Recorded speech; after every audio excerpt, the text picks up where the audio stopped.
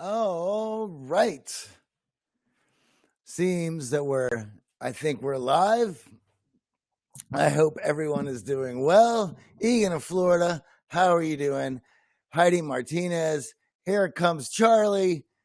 Everyone is rolling in. Yaz 17011. Hello, Tracy LaBelle. How you doing, Charlie? How's everything? Are you in France, my friend? Are you hanging out? Free Candy from Austin, Texas, is joining us today. I hope everyone is doing well. Laura Miller getting hearts plenty early. That's great. All right, guys, welcome. It is Wednesday. We're almost through July, guys. That means we're cruising into August. We've been in this historical pandemic setting since the middle of March. It has certainly gone on a little bit longer than I thought it was going to, but here we are, and we're making do and doing the best that we can with our situation. Hey, Charlie, have you noticed that Tally is not around? And I didn't see Tally yesterday either. Perhaps she will show up. If you're on YouTube or Periscope, please leave me a message. That way I know you guys are watching. If you're on YouTube, you can always smash the like button, share the video, subscribe. This allows me to know that you're there because we are restreaming and I don't have that I'm not going straight to YouTube. So the only way I know that you're there is that you guys are commenting. So please do. All right. Couple things. I had a friend who I haven't seen for a very long time who wrote me just the other day. He didn't write. We had a conversation, and he says he's been catching this show. He said he's caught about 10 of them. And though he's enjoyed it, he mentioned that I seem agitated when doing this show, that I'm excitingly agitated, meaning that he had seen it, that perhaps I'm annoyed by certain things that are going on. As much as I like to stay positive and reframe things to give me an advantage over the situation, and also the architect of my perception, so I want to frame things in the positive, it is difficult to do social commentary on what is going on today and not be annoyed by what we're all dealing with. I mean, every day I got to come in here and I want to talk about our social standings, what's going on, look at it through a self-development and social skills lens that we do at the Art of Charm. But yet I have to reframe things in such a way for you guys and for myself so I don't get angry, because it is annoying. I'm annoyed that our media is gaslighting us. I am annoyed that we're in election season and everyone seems that rather than making things easy for us plebes who are having to deal with a pandemic, everyone in government is battling out a ideological war, and we have to sit here and deal with it. Estefan, how you doing, buddy? Was it Fort Bragg that you're at again? I'm sorry, my bad. Or Camp Pendleton. Welcome, buddy. Glad to see you here. So, yeah, I can be annoyed. I can be agitated at times. It's an incredibly difficult,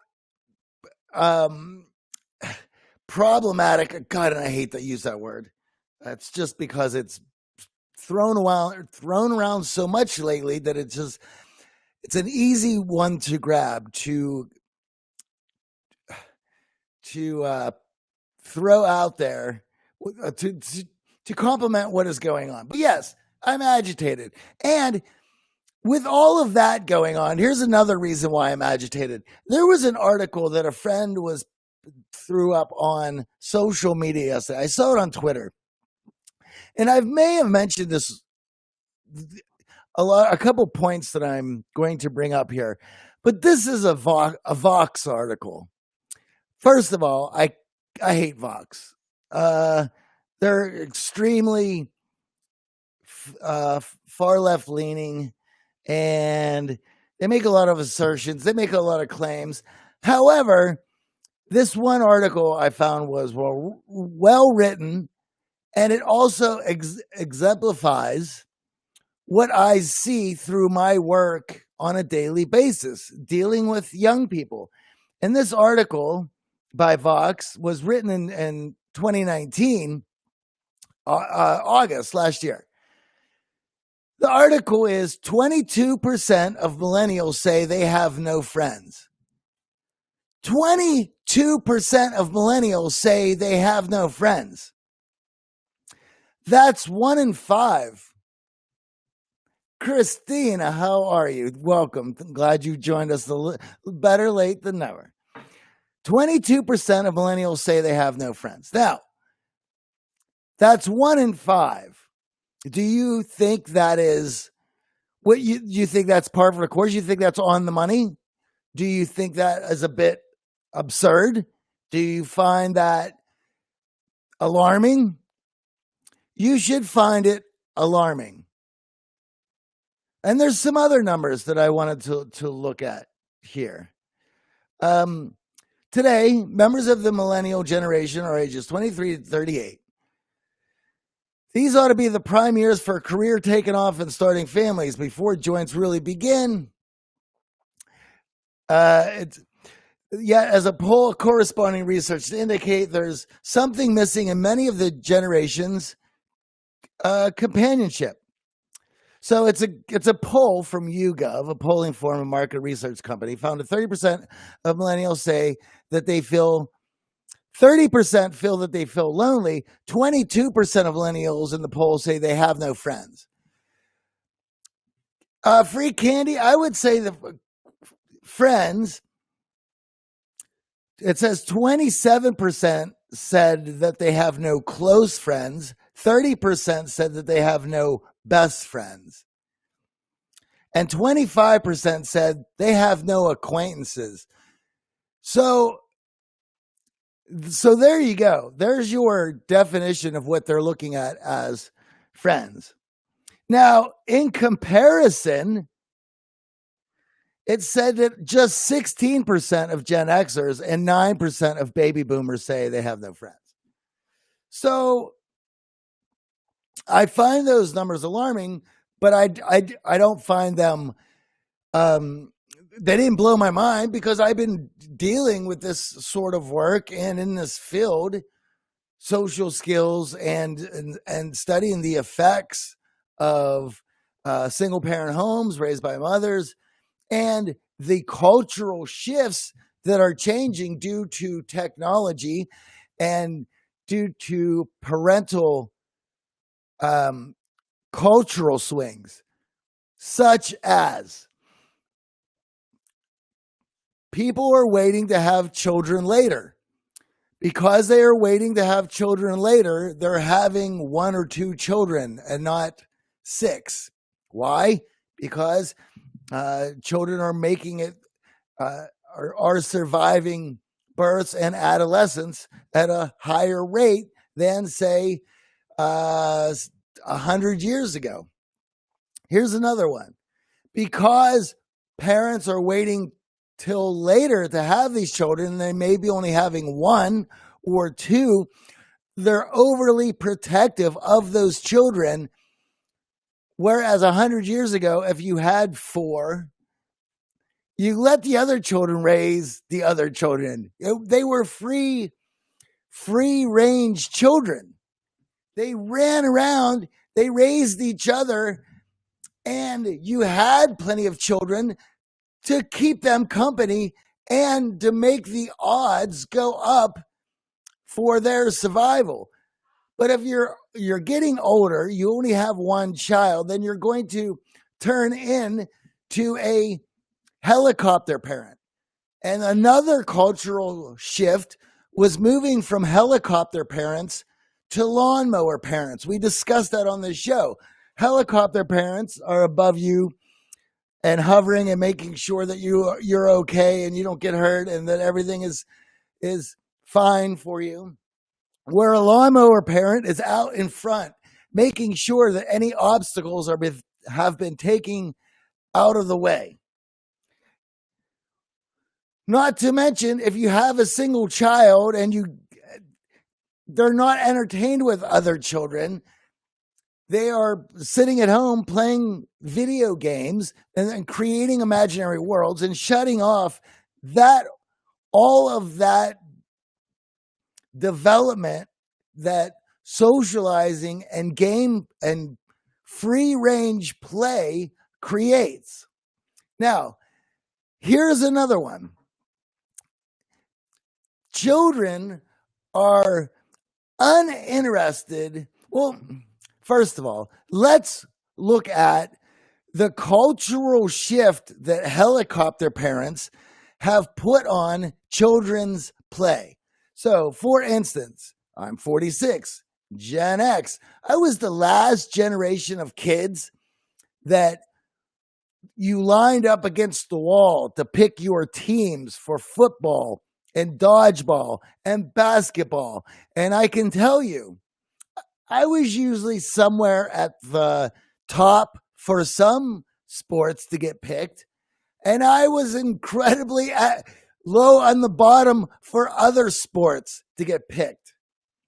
I will tell you that I wasn't very high getting picked in basketball. In fact, I played for my Catholic sixth grade basketball team. I made one basket the whole year. It wasn't a sport that in Pittsburgh that we watched. It wasn't a strong suit. I loved playing football. I loved playing baseball as a kid. But when we lined up to pick teams, nobody wants to get picked last. But yet that's how kids did it. And there was no teachers or no one getting in the way to make sure that all the kids were included and that it was fair and that it was safe. We would go out onto a cement parking lot at the Catholic school that I went to. I went to Catholic school up through sixth grade, then made the switch to public school. We had a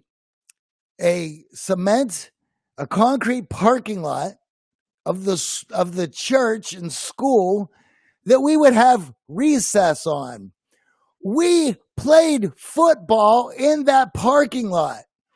Yes, we were told that it was two-hand touch only. Do you want to know how long two-hand touch lasted of adolescent boys playing football in Pittsburgh? It didn't last very long. I was constantly hurt, bruised, bleeding, clothes ripped apart. I had tough-skin corduroy pants that I had to wear for school that had patches in the knees because I had blown through them from all the activity of playing touch football in a parking lot. That was every day. No one blinked an eye. And we were excited about it. It was part of recess. We played tag there. There was a monkey bars and everything to get hurt in this parking lot. It was getting hurt and going to the nurse's office was part of what we did every day. And there was a camaraderie of all the boys of playing those games, and we looked out for each other. Were kids left out? Yeah, but not many. And it was that exclusion that pushed you to find other things that worked for you. Maybe reading, maybe more bookish and scholastic. Now, I'm not saying that it was a perfect system, but that system worked, and free range play allowed us a bit of competition, a bit of danger, and a bit of risk, which all young kids, specifically boys, need. If you make everything inclusive and safe, then it loses its appeal. If it loses its appeal, then the kids are going to be uninterested. And if the kids are going to be uninterested, they will find the appeal elsewhere. And if virtual worlds allow them not to be bothered by forced safety, then that's where they're going to go. We have removed from our schools all the things that young kids, young boys need to build healthy relationships. And here's another one. The idea of free range play, which was you made the rules a lot of times as you went along. We didn't know all the rules in football. We made them up. In fact, there were games that we played that was basically at recess. We would pull out, there was a recess bag that had like orange cones to make our perimeters of the space that we were going to use. It had dodgeballs, footballs, basketballs, and you had the free time to play whatever game it was that you wanted to play. And you made it up. And you made it up with compromise. And all the kids would gather around and decide what game will we play, the rules of how it was going to be played, and then we went at it. A lot of times we didn't even know what we were playing till we got outside. And it's like, okay, well, we got a ball. There was a game that we used to play where the only rule was you destroyed the kid who had the ball. Now, there was a name to that game that wasn't very PC. It was just what we called it. I never thought anything about it. It was what our parents said this stupid game was called. And that was it. You threw the ball in the air, one kid caught it, and then that kid had the opportunity to either hurl the ball straight at your face or he gets pummeled. That was the game. That was it. And we made the rules to that game depending on who was playing, everyone's abilities. And we would even give the slower kids or the kids who weren't all that athletic, we would even make, if we felt the rules were unfair for some of the kids, we would take it upon ourselves to make it more inclusive for some of those other kids. But the most important idea there is that we made it inclusive on ourselves. If the parentals or the authority figures made it inclusive, or that we had to make sure that everybody played, and we had to make sure that everybody was safe, and we had to make sure that everyone had an opportunity up at bat, well, then you take all the fun out of it for the children to work on these things together. It is those rules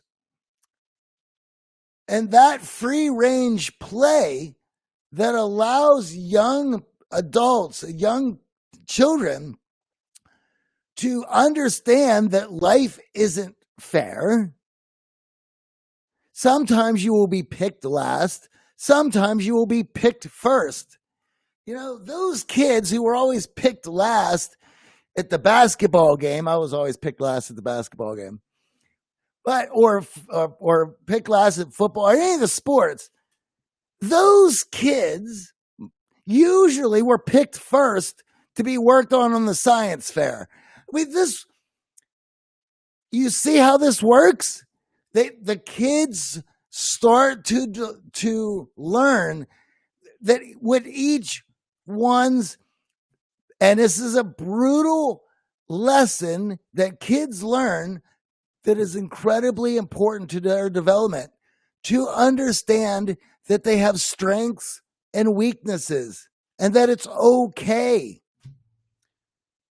When you understand and learn that you have strengths and weaknesses and other kids have strengths and weaknesses, and that you're all different and that is okay, right? Then you start building bridges to accommodate and reach out to the other kids. So when I see articles like this of 22% of millennials say that they have no friends, well, the mechanisms that were put in place to teach these children how to make friends have been taken away. They've been made inclusive and fair and safe from the top down, not bottom up. When the rules are placed top down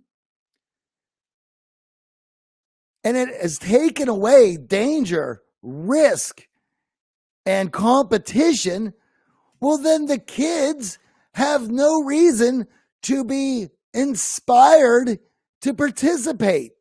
They opt out. And so therefore, they have opted out of games that allow them to develop as rational, reasonable, well-rounded, accepting, compassionate adults who, through free-range play, have learned they have strengths and weaknesses, and so does the other kids. And the more activities that you allow them to do by themselves in a free-range setting, the more they're going to understand and learn this human reality. Strengths, weaknesses. So that some kids are able to accept and understand that and realize that in their own weaknesses, they are going to have to build bridges to other kids who are strong where they are weak. But if you make play fair and safe and inclusive, they're not going to realize that. They're going to be uninspired to participate. They're not going to be excited. You removed all the things that allow children. When I never see kids, I never see kids in the streets playing games anymore. So raise them wild. Talk about what exactly we're talking about. Raise these kids wild. Yep. Raise them wild. I agree. Absolutely.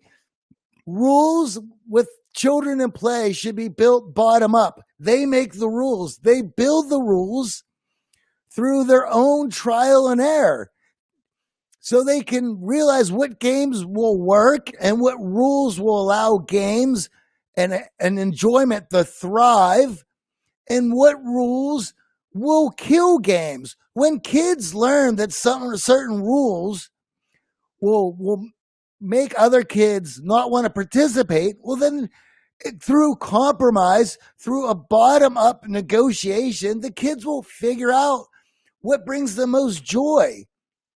Why are we taking this away? And then we're wondering why we get articles about 22% of millennials don't have any friends. Why would they? And if you look, it says 16% of Gen Xers and 9% baby boomers. So it's a growing phenomenon. What does it look like for Gen Z? You know, they're not included in this poll. But, and then people are so surprised. Free Candy says, friends are overrated. Just need one or two good ones and yourself. Free range, good for chickens and children. Yes, free range for chicken and children. I agree. And all you do need is one or two really good friends. And children need to be able to overcome those hurdles to put together and build those friendships themselves. When it is forced from the parents, it's blown. So Brian says, is this going to be on your podcast? No, however, I'm just ranting today, but I'm glad you're enjoying it. I would, if you enjoy this conversation, I would look at the book, The Boy Crisis by Warren Farrell. It's up there. It's a great book. Big Mike says, hello, back to you, Big Mike. So, these types of articles, these polls do not surprise me. In fact, I encounter young people all the time.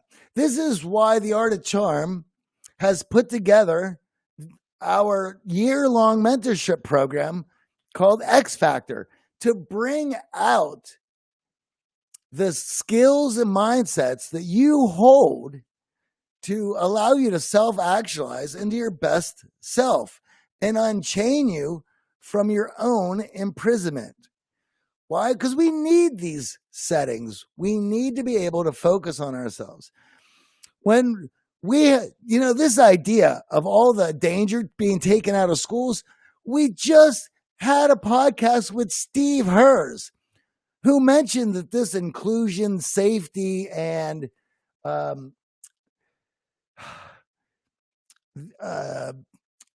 no confrontation results have made people soft, but we're also seeing it in their professional lives. And we've been talking about it on the show with personal improvement plans at work. And we talk about it. If we're now in an environment where people are afraid to say no. Big Mike says, I stutter a lot when I get nervous. This is because I stutter usually, but it intensifies when I get nervous. How do I overcome this? Very slowly.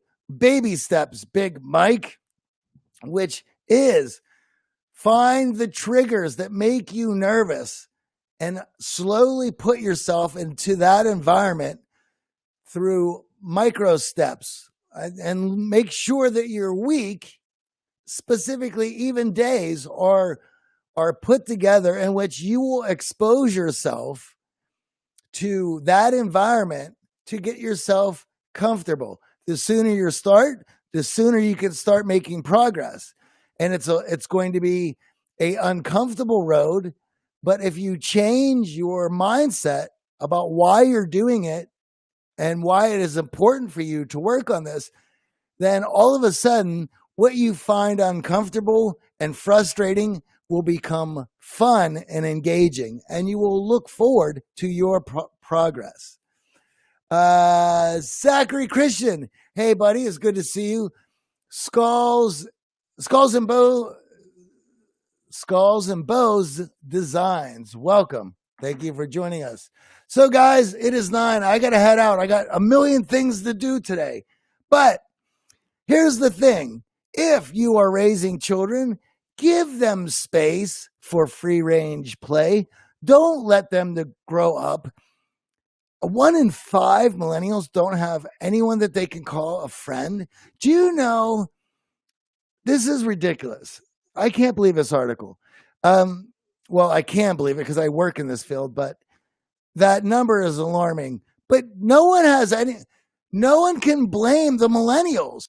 Blame the baby boomers or the Gen X parents.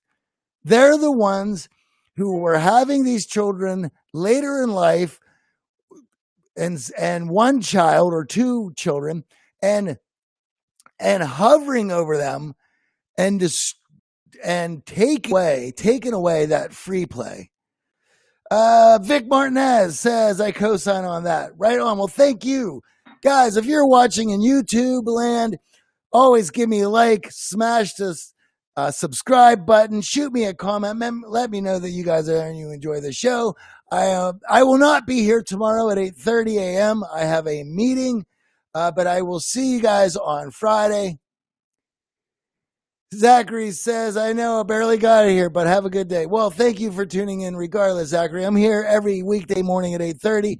I will not be here tomorrow, though. I do have a meeting, but I'll see you guys Friday. Thank you for tuning in. Have a wonderful hump day and get on with your bad self. Make it happen. Oh, and if you're interested in the X-Factor year-long mentorship program, just write me a message on the Art of Charm Twitter or Instagram and shoot me the word X Factor and I'll get you those details.